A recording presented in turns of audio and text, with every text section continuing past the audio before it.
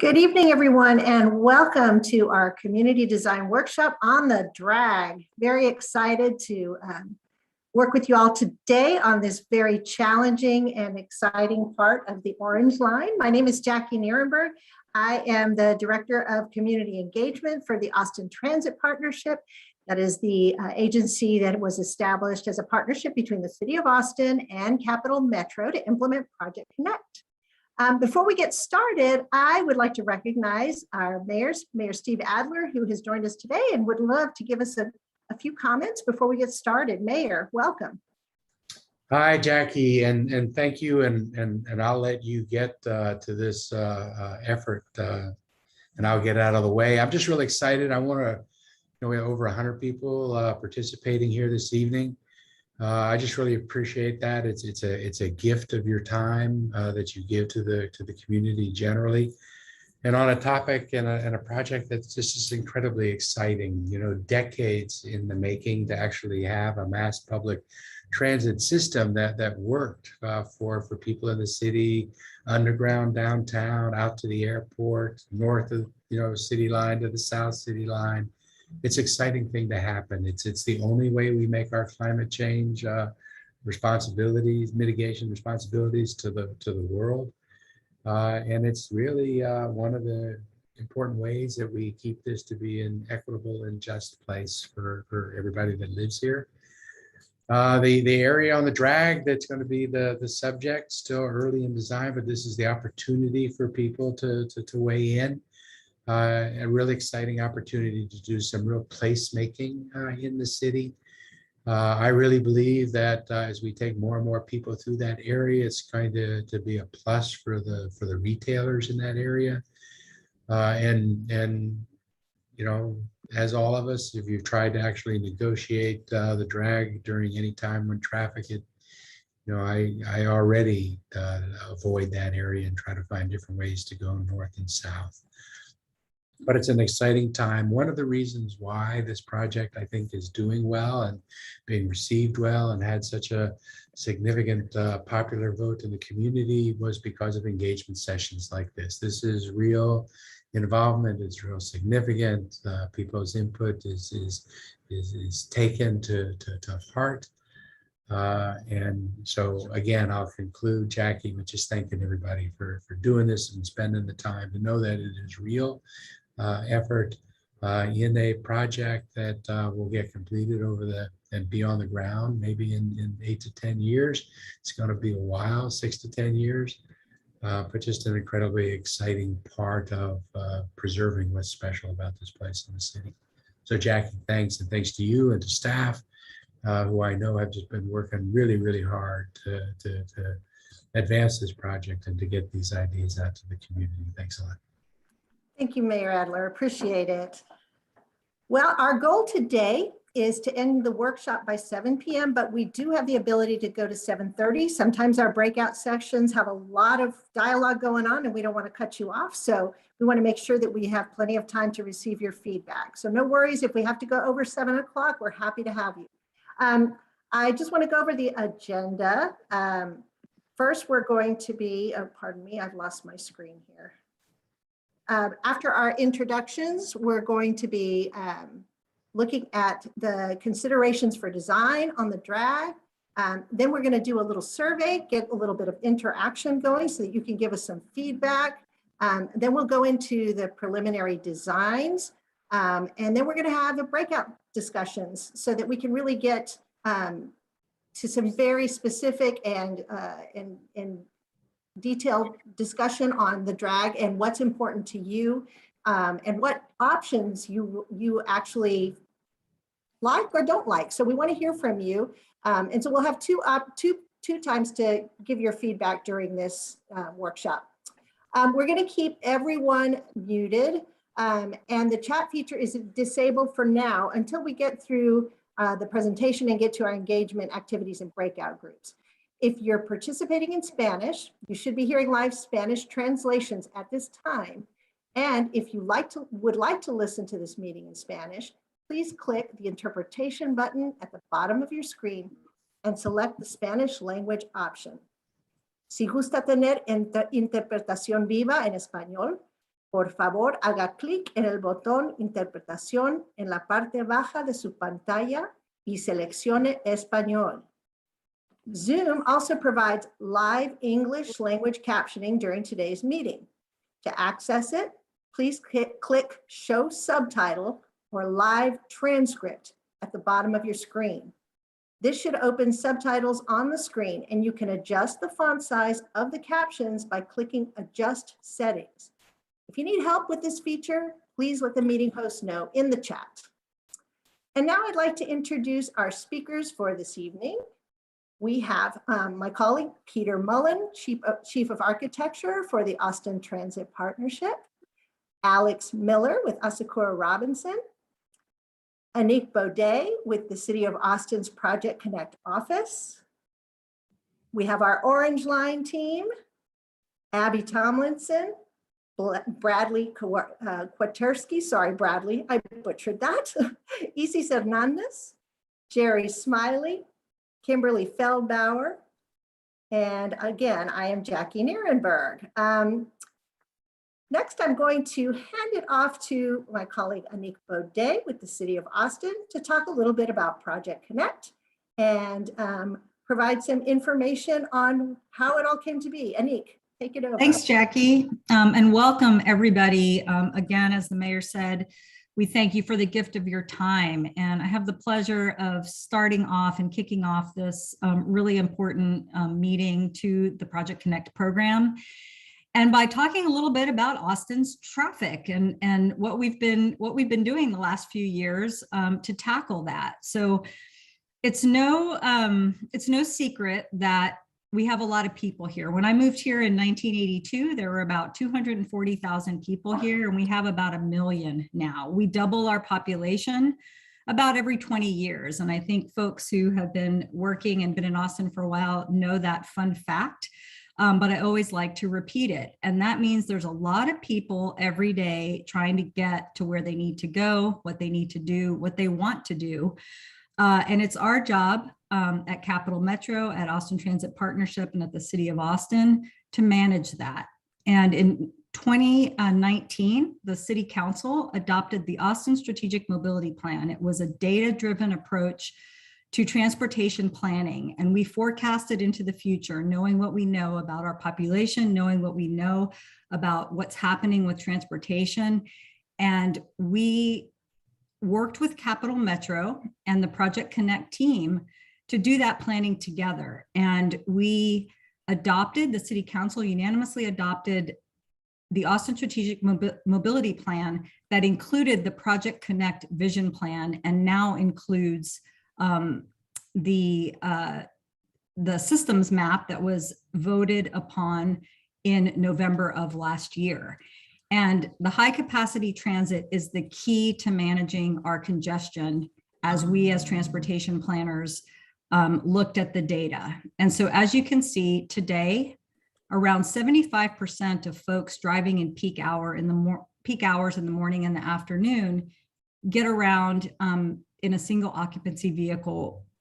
And others are walking, biking, teleworking. That definitely took off during COVID more than we expected.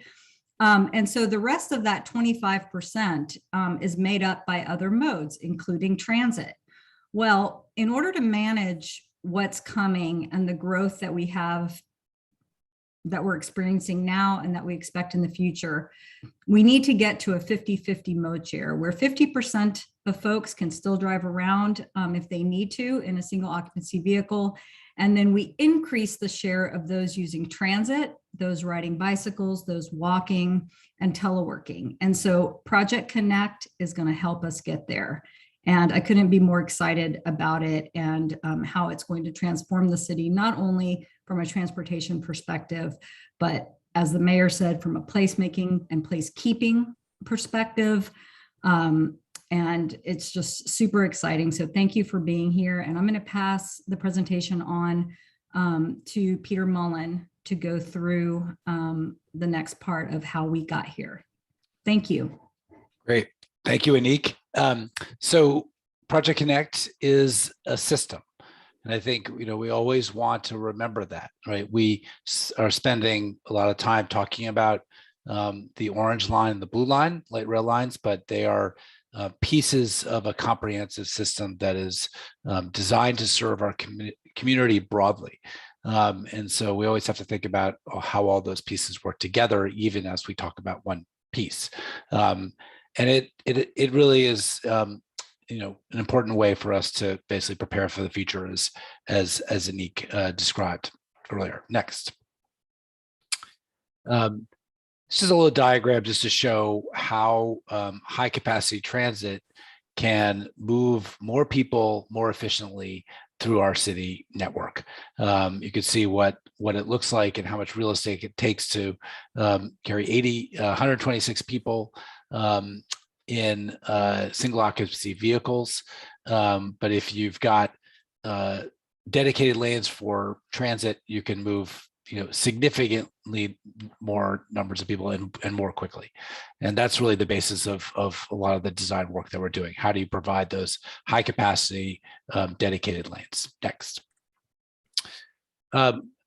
This program is really about outcomes, right? How do we actually, it's not just about moving trains, but how do we serve our community by creating and building this enhanced transit infrastructure?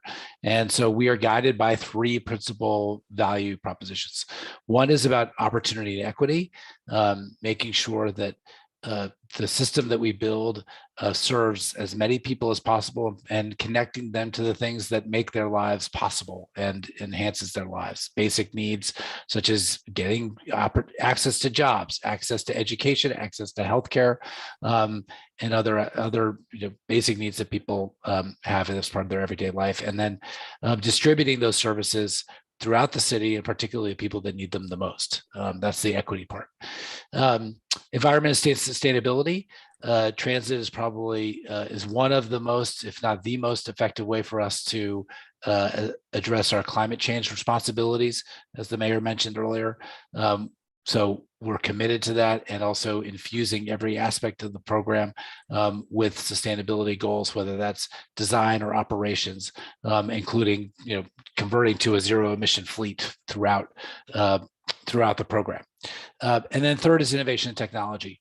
We are, unfortunately, we don't have a light rail system yet, but the beauty of that, and is that we get to use the latest technology to build our new system from scratch. And so we're always looking for opportunities to be forward looking and future proofing about the systems that we are designing and implementing. Next. We also take a very holistic approach towards the spaces in which we are working, right? So on the one hand, this is about moving people, but it's also about how do we actually reimagine the public realm as we are building this program. And so thinking about the right of way and all of its components and enhancing the public's experience, whether they're riding transit or not.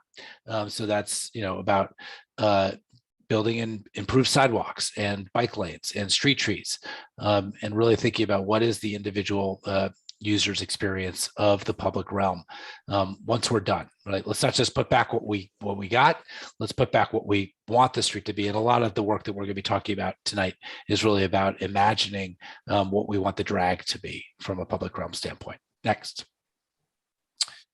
So this is a little bit of the schedule where we are in the design process. You can see we are, so in between 15% design and 30% design. We released the 15% design last summer. And we also entered into project development with the FTA. The FTA is an important partner of ours in this process. They're going to be picking up a significant amount of the project cost. And so we are working within their guidelines and systems, and they are a partner in the process. And part of that is doing an environmental impact statement. So as part of the design process, we are measuring all of the anticipated impacts of the program and documenting those, and we'll be releasing the draft EIS along with the 30% design, late spring later this year. So we're in that really crucial moment of design where we need to get as much feedback as we possibly can so that it can inform the 30% design and make the 30% design reflect the community's desires and aspirations to the greatest degree possible. I will say also, remember, that's just 30% design. So we've got a long road ahead of us to refine the design, improve it, work on construction coordination. This is the beginning of the process, and we want to have a really robust, continuous, active dialogue with all of our stakeholders along the way. Next. Okay, so the drag in particular. Let's go to the next. So just to locate you along the system. So this is a map of the light rail corridors as part of Project Connect. You could see the north is to the right in this slide. So you can see the orange line going north-south, basically along South Congress, Guadalupe, and North Lamar. The dotted parts of the line are the future investments. So everything that's solid is part of the initial investment. You can also see the blue line coming in from the east at the bottom of the slide, from the airport along East Riverside, and then it connects up with the orange line at Republic Square. From the Republic Square north, the orange line and the blue line are running interlined up to North Lamar Transit Center. That means that they're running on the same track. And what that means is that we have double the frequency of rail service in that section. So really robust, frequent service. This is not about catching the train. This is about catching a train, because we're anticipating 5-minute headways, 5-minute frequencies of trains in that northern section, 10 minutes frequencies when they're separated out, orange and blue. So really, really robust, frequent, high quality service to move people around the city. Next, and you can see the UT Mall, West Mall station in the red dot kind of in the middle there. And that's what we're going to be focusing on. Okay, sorry, next. So zooming in, we're going to be tonight focusing on the portion of the drag, heart of the drag between MLK and 27th Street. And you can see the UT West Mall station kind of roughly centered in the center of that section. There are lots of things to talk about north of here, certainly the Hemp Hill Park Station and the intersection of 29th and even the section through North University area and Heritage area. We are going to have a separate meeting on the northern section in January, so stay tuned for that. Tonight, we're going to be focusing on MLK to 27th. You can see here how this is the moment at the southern end of the section where we transition from the downtown subway to the surface running portion of the orange line. So the part that's in black is all underground.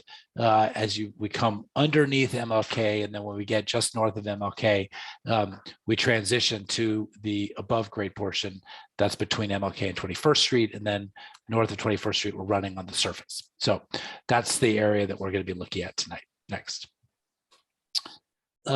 It's also really important for us to remember who we're designing this for. And we're designing it for all users.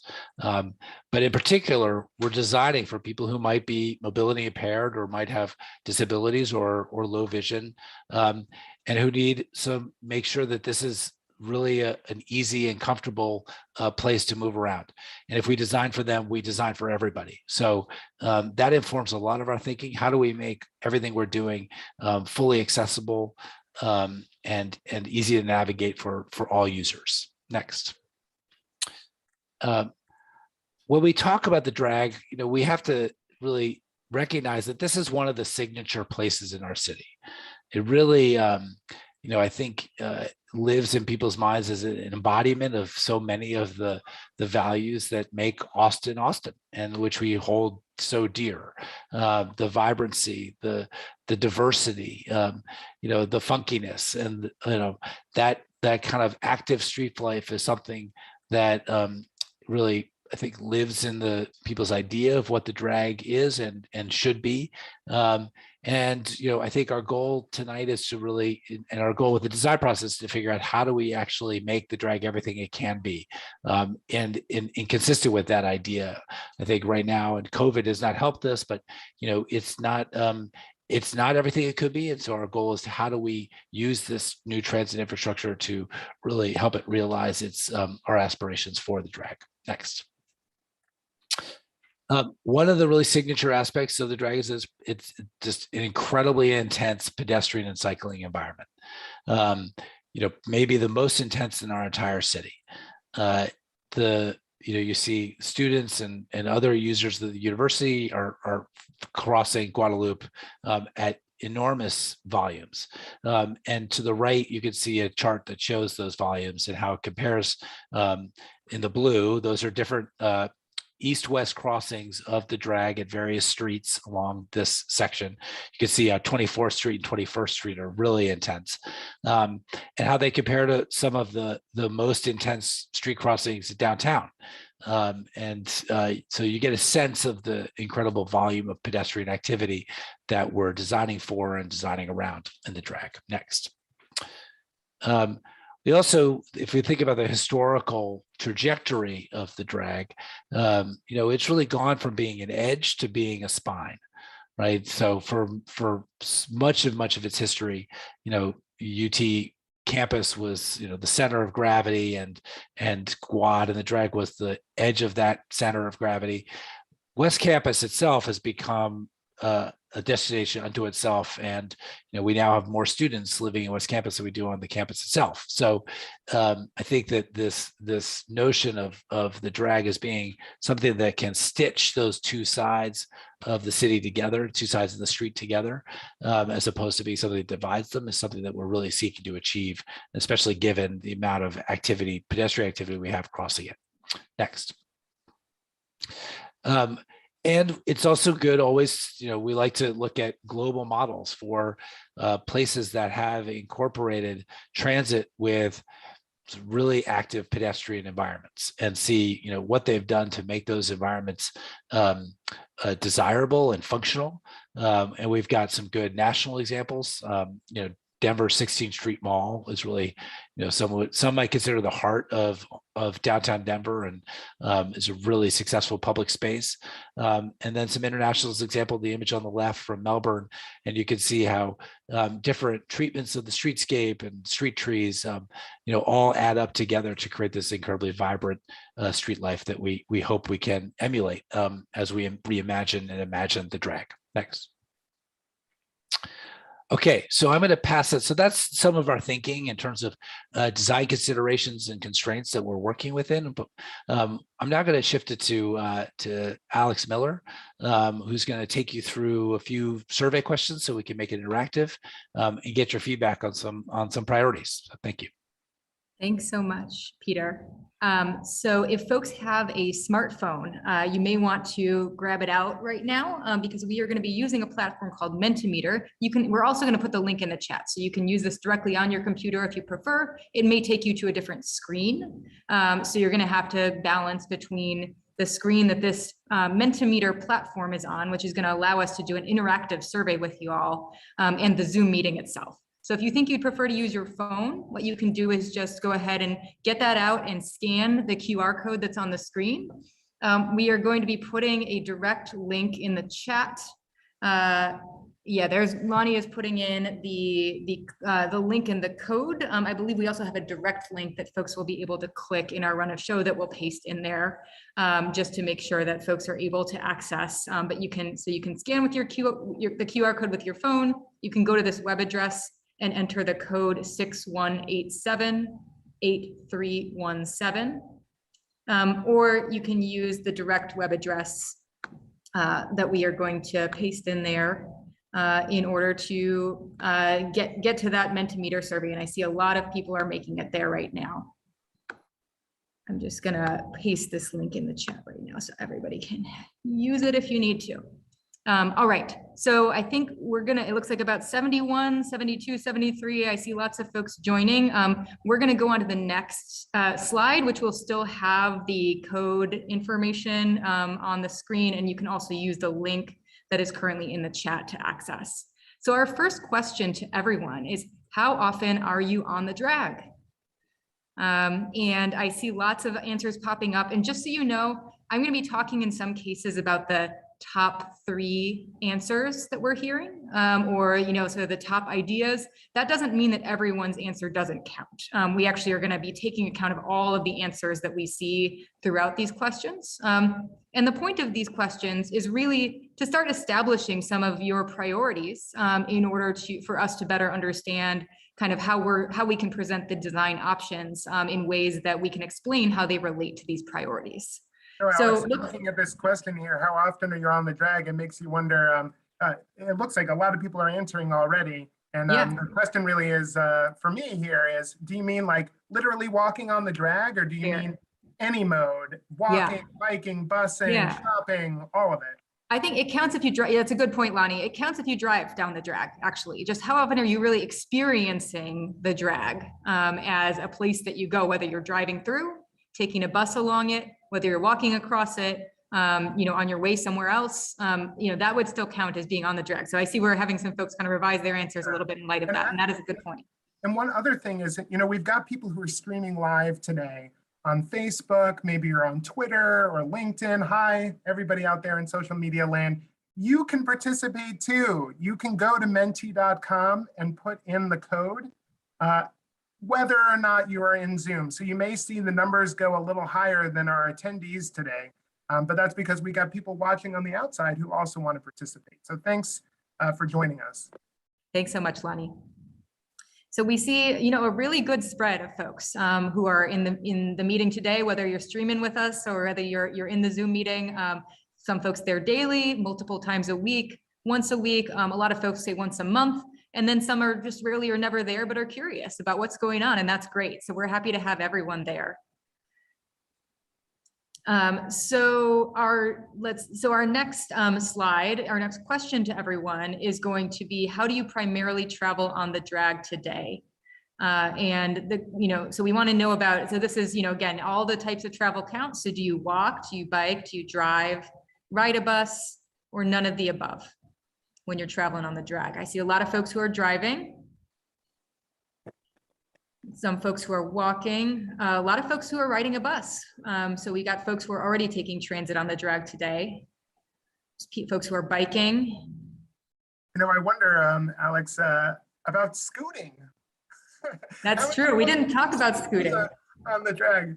I don't know, do you want to have people who use a scooter consider themselves somebody who's using a bike? Let's go for that. I think that's fair. If you use a scooter on the drag. Just to put a point on it, if you're on a scooter, you should be in the bike lane and not on the sidewalk. So I think that it makes sense to lump the scooter folks in with the bike, don't you? I think that's fair. So yes, if you mostly use a scooter on the drag, you can consider yourself a bike for the purposes of this question. All right. Well, this is really helpful. So some of our top answers are folks who are driving through, folks who are walking, and folks who are riding a bus. But it looks like we're having maybe a few scooter users answer us as well. So we've got a little uptick in the bike answer. And it's really helpful to see how when you put the walking and biking and busing together, that you start matching with the driving number. I think that's a really important thing to notice with our audience today. Absolutely. All right, let's go to the next question. So what are the top 2 ways you currently use the drag? Do you commute? I'm just going to read out some of the answers, and you can choose 2 answers in this case. So feel free to choose your top 2. Commute to work or class on or near the drag? Do you commute to work via the drag to a different area? So you're just kind of driving through, or taking a bus through. Do you visit a business or you're biking through, right? Any way that you commute would count there. Do you visit a business or other destination on the drag? Do you meet up with friends or go to the drag for other reasons? Or do you not go to the drag at all?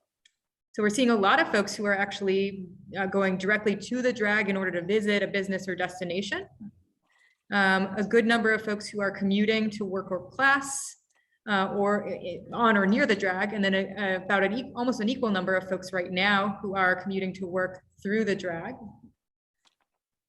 And then meeting up with friends or going to the drag for other reasons, and then a few people who just don't go to the drag very often. And I think it's important to note here that we're asking for the top 2 ways you use the drag, because certainly someone like me, I might actually go to the drag to go to a store, go to UT, but also I've certainly been on a bus going up and down and passing through it. So I know for some of you, you're like, well, which one should I put? Maybe you want to use your 2 votes to split between some of these options. Yeah. And we've got about 96 people responding so far, which is great. And again, if you're listening on social media, you too can log into menti.com and use the code on the screen to participate in any of these questions. Right. Let's go to our next question. So we're going to choose the top 3 design ideas that will be most important to the future of transportation on the drag when light rail is in place. Some of the text is a little small, so I'm going to read it. And Abby, as I recall, we may have had to refresh the screen in order to see some of the responses that were coming in here as well. So we've got large sidewalks for pedestrians to walk and gather. We've got a separated bike path. We've got easy transfers between bus and rail. We've got Metro bike stations. And Metro bike, we had a question in our in-person meeting today about what is Metro bike. That's our bike share program in the city of Austin. And so it's where you can rent a bike in order to be able to use a bike, even if you don't own one, or if you just want to use it for, kind of a one-way trip. Or you want to test drive an electric assisted bike. That's right. We've got easy as possible pedestrian crossings of the drag. We have enhanced accessibility for people of all ages and abilities. And we have increased the number of people who can commute along the drag per hour. So we're getting a lot of good input, and this is the future of transportation. I see some folks actually suggesting things in the chat that go to our next question. So you're getting a little preview of some ideas that are going to be involved in our next question, on our final question as well. And that's an important point for people who are participating in Zoom. We have opened the chat during this discussion, not only because you might have some trouble with Mentimeter and we want to help you with it, but also, we had a comment from somebody in the chat saying, well, I really like that, but it didn't make my top 3. That's okay. You can share those comments as well. So we're seeing a lot of folks say that large sidewalks for pedestrians to walk and gather are really important. A lot of people wanting a separated bike path. And then easy as possible pedestrian crossings of the drag. Easy transfer between bus and rail, enhancing accessibility, and increasing our commute ability along the drag are all really important to folks, it looks like. Metro bike, I think it looks like is less so, but again, we're getting some comments in the chat saying, that's a good idea, it's just maybe not my top 3 things. So I think we've got a lot of good ideas here though in the responses that we're seeing.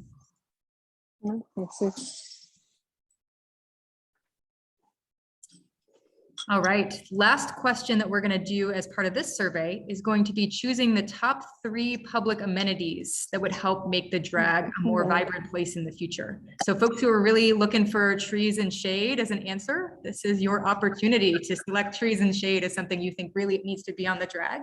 That's one of your options.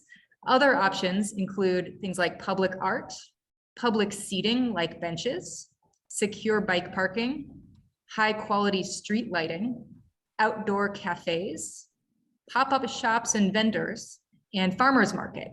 And some of you might be saying farmers market, what does, Cap Metro and ATP have to do with creating a farmers market? Well, the answer is certainly I don't think, ATP or Cap Metro are going to be operating a farmers market, but there's a way that you can design the street that would allow for things like pop-up shops or farmers market to occur. And so the question is, how are we going to take into account all the things people may want to do in the drag in the future as we think about this design, because it's going to really affect the future, not only of the light rail itself, but of the street as a whole. So we are seeing Yeah, Alex, I was wondering that too. And, I was thinking about Republic Square or thinking about Mueller and how there are areas that are designed for that function. And then when you think about the drag, there's the artist market.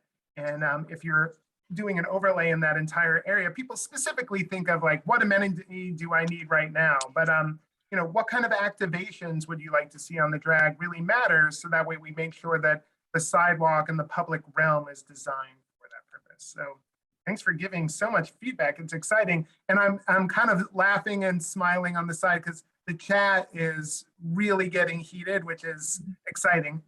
Everything that you're sharing, not just what's on Mentimeter, but also your chat is winding up in the public record. So we appreciate your involvement. All right, so we're seeing a lot of folks looking for trees and shade. I'll tell you, that was true this morning too. I think a lot of, you know, it can be hot out there. High quality street lighting and outdoor cafes, also very popular. And then a good amount of interest in really all the options. And we're seeing a lot of chat that say, I want all 8 and some other things, right? We've heard bathrooms and drinking fountains and other things like that. So this is fantastic engagement, as Lonnie said. So thank you all so much for participating. So this is our last of these Mentimeter questions. We appreciate all of the participation.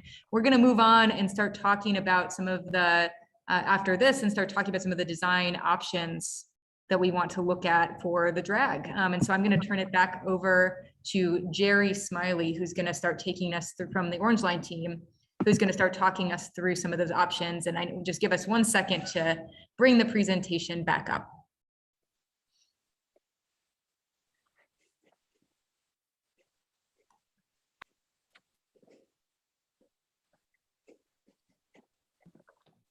All right, Jerry, you're good to go.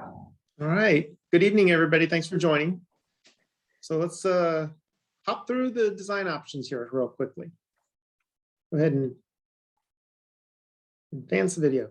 So one of the things that we're dealing with here is we have constrained right away throughout the throughout the drag. And what we're doing is saying, look, this is our usable right away here, and it goes from the storefront to the limestone wall there at the University of Texas. And as you can see, it's already very constrained today. And, you know, if we want to do all of the things that people are saying we want to do, there's only so many things you can do at the same time. So 96 feet of usable right of way width is our operating parameters here. So let's go to the next slide. Let's show the design options that we're currently looking at. We've been looking at design options for a number of times. These are the 2 that we wanted to focus on and share with you all because they're the 2 that have risen to the top here. Option A here is light rail, plus the option of having a general traffic lane on either side of the rail. And that could include potentially general traffic, or it could be bus lanes only. The challenge with that is it gives us a little bit of reduced bicycle ped facilities, and they have to be operating as a shared use path. The other option that we're looking at is a transit mall, and that is light rail there. And you can see that in this case, it's a little bit different than the image on the left. The image on the left shows a center platform. That's where the customers will get on in the middle of there between the 2 trains. And then you have on the one on the right, you can see that it's a side platform. The train stays in tangent or parallel, and the platforms kind of extend seamlessly into the rest of the surrounding environment. And you can see that because of the additional room of not having the general traffic lanes, you have the ability to have separate bicycle and pedestrian facilities. Now, one of the things we do want to talk about here is that this is not precluding us to have buses in the future. In fact, we could potentially operate buses on the light rail. Some of the things that we are examining as we continue to go through the design process. And remember, everyone, as we go through some of these, we are only at somewhere between the 15 and 30% design phase. We still have a little ways to go. So this is not all etched in stone. And let's go to the next slide. So I want to walk through option A first, and then we'll walk through option B. Remember, option A has a general traffic lane in each direction. And so when you look at it, we're going to start with the MLK. Again, north is to your right, because just for purposes of showing it here, that south is on your left, north is on your right. And starting at MLK, we're actually coming up, transitioning from the downtown tunnel. And we would start the portal just north of MLK. The portal is something that you can, as you see there in the cross section in this picture, is where the train is transitioning from underground to street level. The portal ends before it gets to 21st Street. Now that would allow us to still have vehicles crossing 21st Street. This would be signalized intersection. Pedestrians would be able to go across at the signals. And then as you go further north, you can see what happens. The tracks start to separate out a little bit because they're going to be going around on either side of the center platform. And you continue to have access to 22nd Street as well. So let's go to the next slide.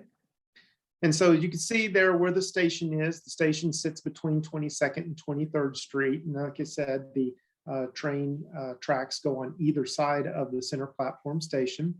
And you can see the white spaces there on the outside of that. That is the general traffic lane as it goes through this part of the West Mall area. Now, as you proceed to get a little bit further north from 23rd to 24th Street, you can see that the right-of-way actually starts to be more constrained. And as a result of that, some of the shared use paths actually even decrease further as we continue to move northward through this area. So let's go to the next slide. And then once you get to the area between 24th and 27th, it's pretty much homogeneous with regards to the right-of-way. And there's two things I want to point out on this slide is one, you have the general traffic lanes in each direction, or they could be bus lanes only. But the other thing you have here is an extension of Dean Keaton that is something we are proposing to help with traffic circulation in this area. And I'll talk a little bit more about traffic circulation a little bit later on in the presentation. But as it sits today, the Dean Keaton currently tees into Guadalupe, and you either have to turn north or south on the drag. What we're proposing to do is extend Dean Keaton 1 street over to San Antonio to improve some of the vehicular circulation. So let's go to option B. Option B is very similar from this portion. We still have from MLK to 22nd, a general lane in each direction. Again, that general travel lane could accommodate bus only, or it could accommodate some traffic. The portal is the same, exact same. One of the things that you see here is that the tracks stay parallel with one another.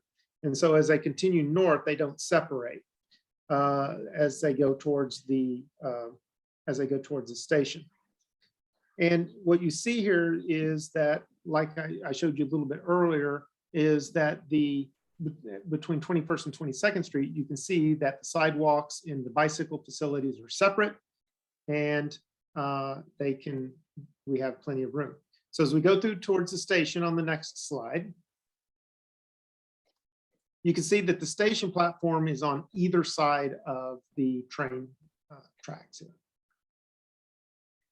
And it allows us to do, like I said earlier, it allows that seamless connection between either side of the bicycle paths and the pedestrian facilities. And what we've noted in some of the previous slides is that, as Peter showed, is that the West Mall, while it is a very important crossings of it, it's not the most used crossing. It's 21st and 24th are the crossings that most students use. And so our proposal is to put the station in between 22nd and 23rd here, and have the pedestrians go from 22nd, or from 22nd and 23rd from the west, crossing east crossing eastwards, and then they can go down towards the West Mall, or they can go north or south, depending on the direction that they want to go. 22nd and 23rd are not necessarily, especially 22nd is not necessarily the best area for crossings at this particular point in time, because there's not a lot of areas of refuge. Both of these alternatives that we're producing today will have better pedestrian bicycle facilities than exists out there today. But this one goes, this option in particular goes a little bit step further by actually having the separate bicycle and pedestrian facilities.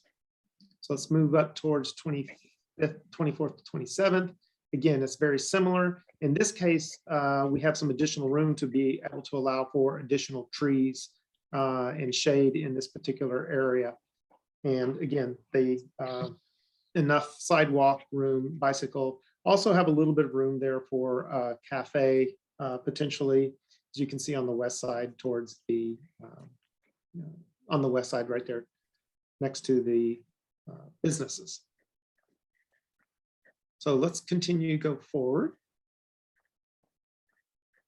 Now, this is something that earlier in the presentation, Peter talked about throughput. And he had that little GIF of what happens is how many people you can move through an intersection at one particular time. As it exists today, we can get about 6,500 people through the drag right now and in the future, just because there's not any more capacity to add. So 6,500 people. And when you look at option A and or option B, it's more than tripling the amount of throughput capacity. This is really the story of why people are going to be able to look at this and say, wow, look at how many more folks we can get through here. Look how this helps congestion. And we can just get so many more people. This helps us achieve those ASMP goals that Anik talked about before, the strategic mobility plan goals, of getting actually people out of their single occupant vehicles and moving them into a different mode. Let's go to the next slide. So how do people work in the future? Drive in the future, and how will they drive if you consider some of these options? This is based on some of the traffic modeling, the early traffic modeling we've done. We still have a lot of traffic modeling to do as a result of us now looking at these two options. But this is diagrammatic. And what I mean by that is it's kind of it simply shows where people may be coming from and going to, in the sense that, if you look at the one on the far left, future 2045 no build, people are going to be coming from the north or from the south, but they all tend to go through the drag because it's one of the primary areas available, right? It's a pathway that's available. When you start to think about, okay, well, what happens when we introduce option A and we actually decrease the throughput through there, the vehicular throughput, by only having one lane in each direction? Well, what you see is that some people are going to start to spread themselves out through the system, but because that path is still there, they're going to perceive that that's still a viable through route. And that happens is in our modeling, it shows that the congestion becomes much worse. It's not only then on the drag, but it starts to spill over into other areas. Now, option B with the transit mall is very interesting because it's somewhat counterintuitive. You see what happens is you think, well, geez, with no vehicles being allowed to be on the drag, that traffic would be worse in other places. And it's like, well, it is a little bit in a few places, but not as bad as in option A. And what you see there is that people will start to distribute themselves because the drag is no longer a viable through path, that people will start to disperse themselves more evenly throughout the network. And so people who live further up north, for example, and they're heading to downtown for their daily commute, people who live up, beyond the triangle, let's say, they would find another path. And what that means is that the other parts of the drag from, Guadalupe, from really from the triangle on south to 29th, is that becomes really a local route. People who are local there, you don't have that people using it as a commuter path because it's really no longer viable. So people will start to use different paths, and then the people who live locally tend to go locally, and if they're commuting through, then they still have the room to do so. So let's go through the next slide. So one of the things that we're looking at still is, well, how do you adapt the bus network here? And as I stated, there's a number of different options. Option A, you can be carrying people on the general purpose lanes on either side of the tracks. In option B, there's still that potential to carry some bus service on the track. If you know, again, we're looking at that. We're not precluding anything in that in our design. But we also want to make sure we're looking at the other side streets. You know, what would happen at San Antonio Nueces area? Could we make some more improvements there to be able to allow buses into parts of West Campus? You know, would we have the buses start to work more on the perpendicular streets, those that are crossing the drag? So you don't have people stopping on, you don't have the buses stopping on the drag, but maybe they're more stopping on 21st Street or 24th Street or Dean Keaton. And so we're looking at all of those things. And as you know, once you start to implement a new facility such as light rail transit here, things are going to change. Things are going to change very dramatically. And how it changes is going to be, you know, how the bus network changes is going to be reactive to how people want to move through the community.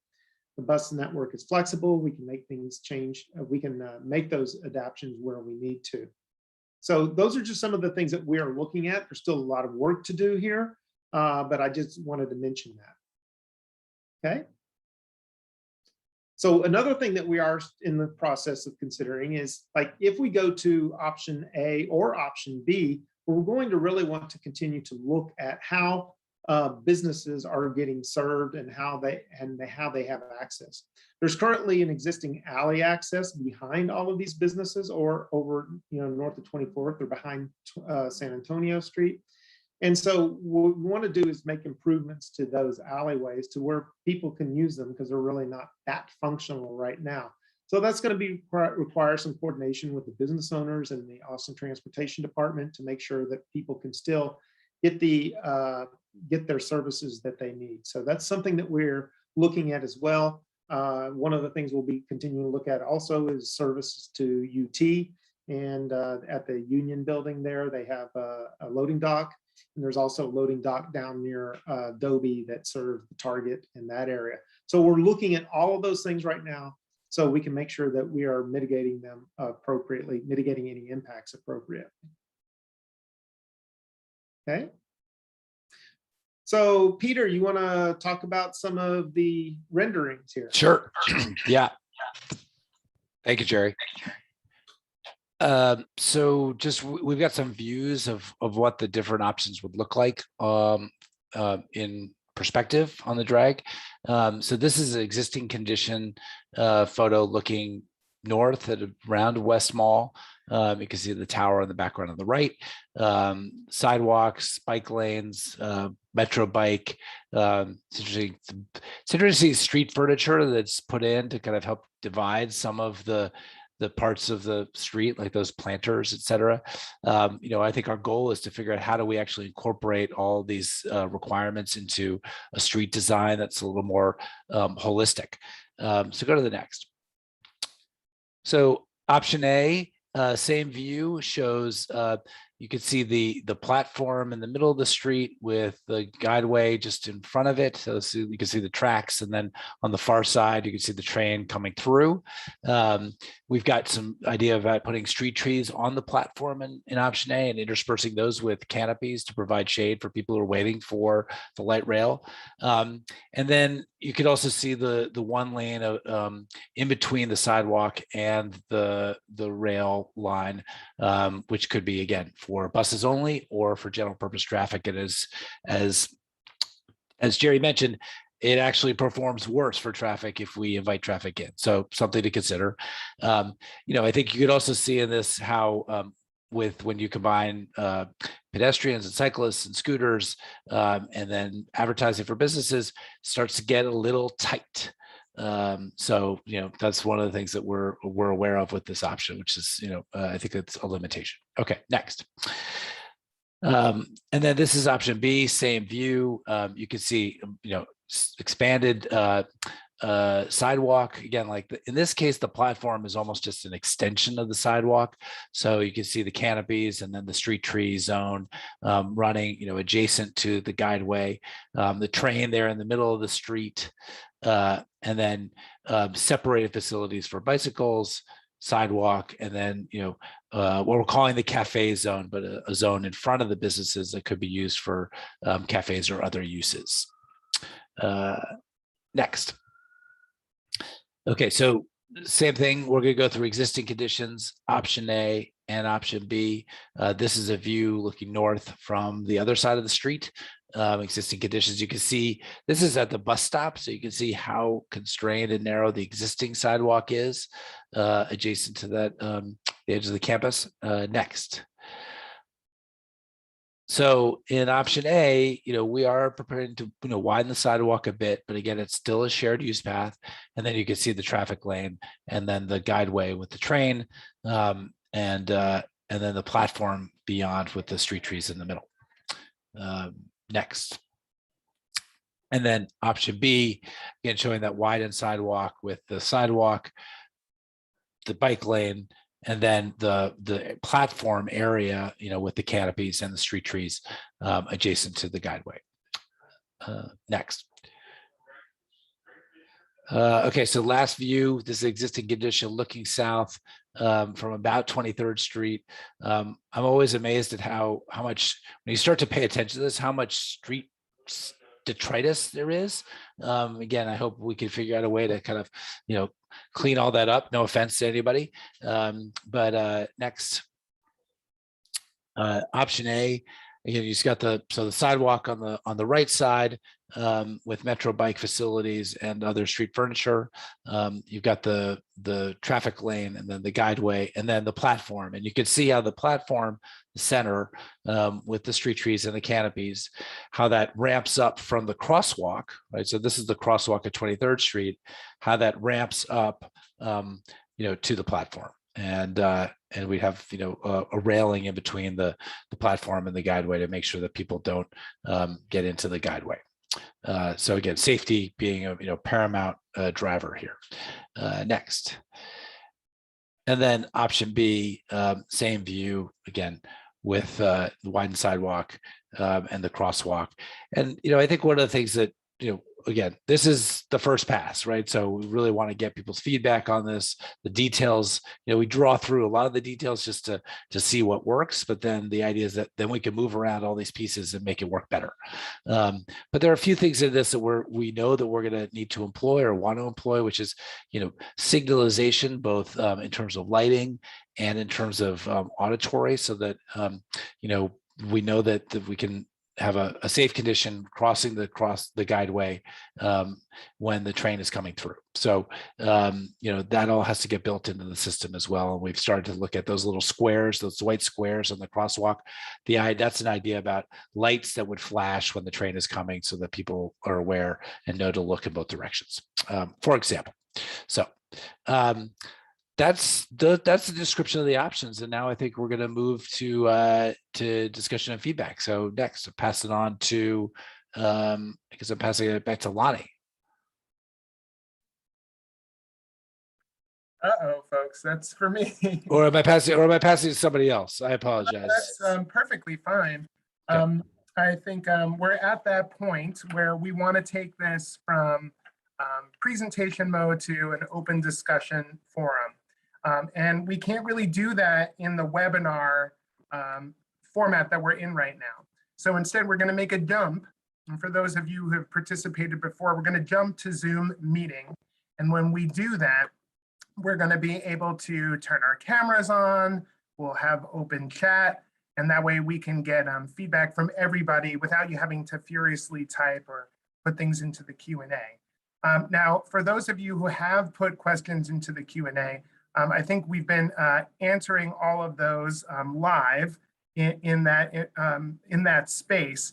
And I'm not sure if any of those need to be addressed on screen. I think what we're going to do is make the Zoom link jump. So in the background, somebody should be putting the Zoom link into the chat. It is there. Okay, Is it already there? Aha, yeah, I see. So for some of you, you may see Haley Pickett has placed into the chat a direct link on Zoom. If you click on that link, you'll be brought into a new room and we'll be getting the deck chairs all started so we can make that move. I'm staying here right now and I'm watching the number of attendees drop. If you're one of the 70 or so people who are still here, go ahead and click on that link and we'll meet you on the other side and we'll go into breakout rooms to have a deeper discussion. I just want to take a moment to say thank you, everybody, for being here and making this event such an enjoyable one. We'll talk to you in just a sec. See you there.